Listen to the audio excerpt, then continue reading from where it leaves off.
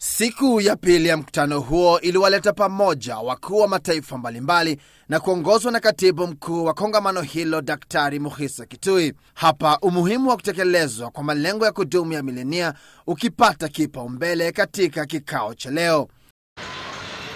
Huku hayo ya kijiri, uchukuzi uliathirika pakubwa kutokana na kufungwa kwa baadhi ya barabara zilizoko katikati mwa jiji la Nairobi karibu na ukumbi wa KICC panapofanyika kongamano hilo.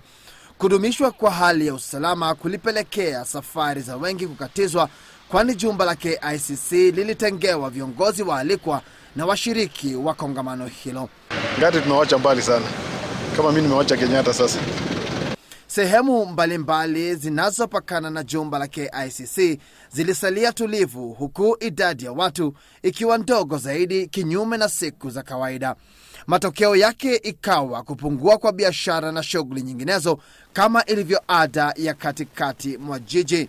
The whole day unapata ujauza hata airtime. Watafute location nyingine kama Bomas, Kasarani. I think there's enough space there. Wafanyi biashara wadogo pia hawakusazwa. Upungufu wa watu ukawa ni upungufu wa mapato yao. Juu hata tunakuaga wa sita, sasa tuko watatu, wengine wameenda kwa nyumba juu hakuna kazi.